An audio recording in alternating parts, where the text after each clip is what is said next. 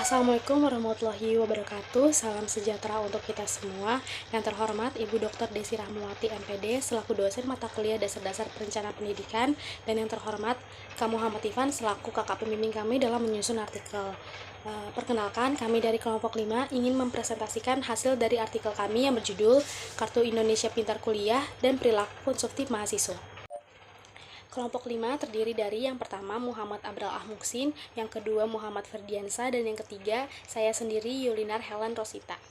Memasuki latar belakang, kebutuhan mahasiswa akan pendidikan dan materialnya, sehingga pemerintah merealisasikan Undang-Undang Nomor 12 Tahun 2012 tentang pendidikan tinggi telah mengamanatkan kepada pemerintah untuk dapat mewujudkan keterjangkauan dan pemerataan untuk memperoleh pendidikan tinggi, sehingga pemerintah menjamin bagi anak-anak Indonesia yang kurang mampu dan memiliki prestasi dapat terus menempuh pendidikannya hingga perguruan tinggi melalui KIPK. Tetapi terjadi penyalahgunaan bantuan pendidikan KIPK yang diberitakan Maria Fatima 2019, yaitu adanya pembelian makeup serta makanan ringan yang tidak bergizi.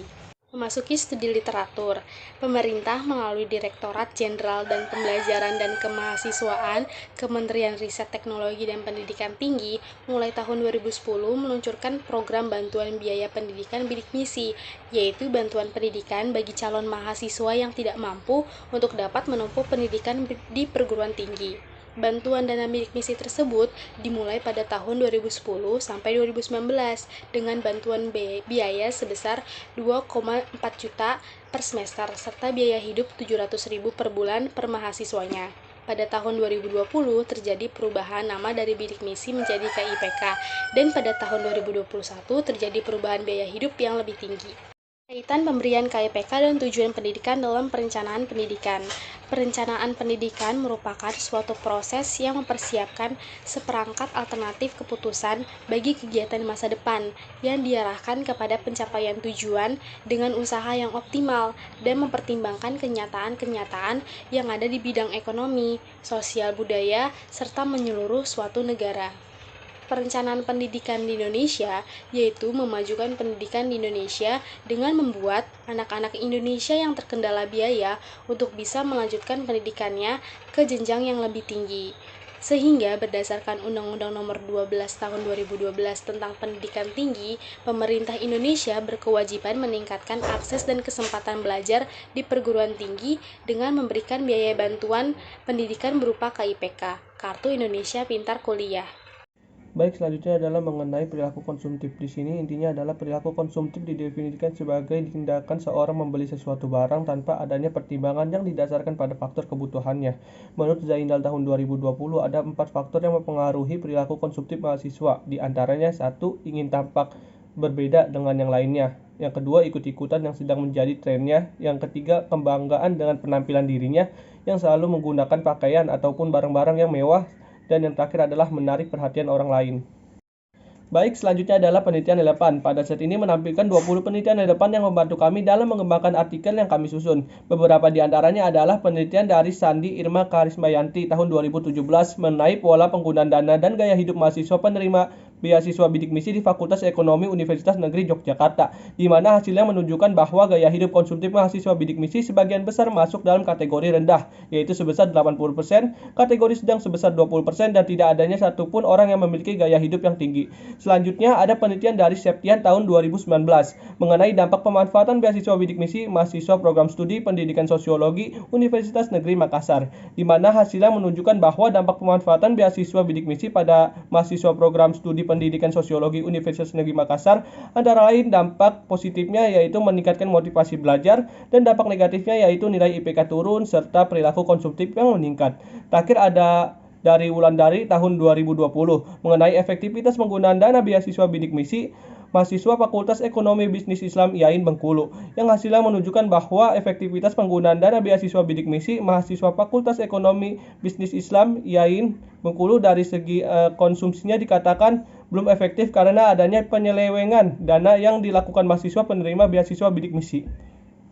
Selanjutnya adalah analisis dan pembahasan. Kita dapat melihat bahwa adanya perubahan skema KIPK dari tahun 2020 menjadi tahun 2021 yang mana menunjukkan adanya perubahan dan peningkatan yang dimulai dari satu segi anggaran, yaitu yang awalnya 1,3 triliun rupiah menjadi 2,5 triliun rupiah. Selanjutnya dari segi biaya pendidikan yang awalnya 2,4 juta rupiah per semester menjadi 2,4 sampai dengan 12 juta sesuai dengan akreditasi prodi. Selanjutnya segi biaya hidup yang pada awalnya berjumlah 700.000 per bulan dan disamakan setiap daerahnya saat ini dibagi menjadi 5 klaster dengan kisaran 800.000 hingga 1,4 juta rupiah yang mana setiap klasternya berbeda 150.000 rupiah. Dengan kata lain, uang saku yang diterima mahasiswa penerima KIPK meningkat, di mana menurut Hidayat dan Wibowo tahun 2018 mengatakan semakin tinggi uang saku yang diterima oleh mahasiswa, maka semakin tinggi pula perilaku konsumtifnya. Berikut merupakan grafik terkait data persentase pengeluaran mahasiswa pada tahun 2019 dan tahun 2020. Dari kedua data tersebut ditunjukkan bahwa pembelian pulsa dan paket data terjadi kenaikan dari yang sebelumnya 3,6% menjadi 44,8%. Sedangkan dari makanan minum terjadi penurunan dari sebelumnya 44,3% menjadi 15,6%. Dari pakaian dan aksesoris terjadi kenaikan dari yang sebelumnya 6,3% menjadi 10,2%. Sedangkan dari pesanan antar makanan dan minuman terjadi kenaikan dari yang sebelumnya 3,8% menjadi 7,2%. Dari belanja barang hobi terjadi kenaikan dari 2% menjadi 6,1%. Sedangkan dari hangout di kafe terjadi penurunan dari yang sebelumnya 12,2% menjadi 6,3%. Menurut penelitian dari Ramadhani pada tahun 2021, 83% mahasiswa menyatakan bahwa penggunaan paket internet lebih banyak digunakan untuk membuka sosial media serta bermain game, dan sekitar 17% penggunaan paket internet tersebut digunakan untuk perkuliahan. Berikut merupakan kesimpulan dan saran. Dari analisa pembahasan sebelumnya dapat disimpulkan bahwa biaya bantuan KIP dapat mempengaruhi munculnya perilaku konsumtif mahasiswa dalam kategori ringan. Munculnya perilaku konsumtif disebabkan karena uang saku yang diterima oleh mahasiswa penerima bantuan KIPK terbilang cukup besar, yaitu berkisar antara Rp800.000 hingga Rp1.400.000 per bulan tergantung setiap klasternya.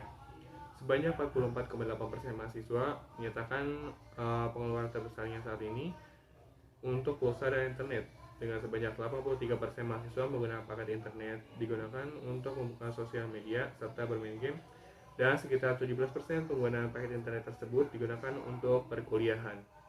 Selanjutnya, terdapat upaya atau cara yang bisa dilakukan menurut kelompok kami, yaitu bagi pemerintah dapat memperbaiki database kemiskinan. Data yang terbaru tersebut bisa digunakan sebagai panduan atau acuan pemerintah dalam memberikan dana bantuan KIPK agar jangan sampai mahasiswa yang tergolong mampu mendapat dana bantuan KIPK.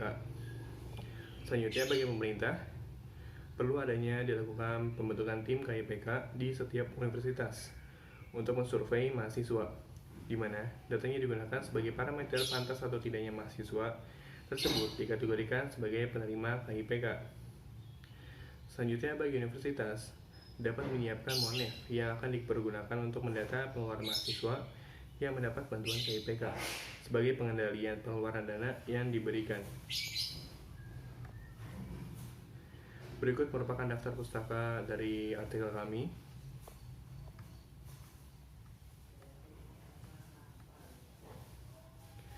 Sekian dari kelompok kami, kurang lebihnya mohon maaf. Wassalamualaikum warahmatullahi wabarakatuh.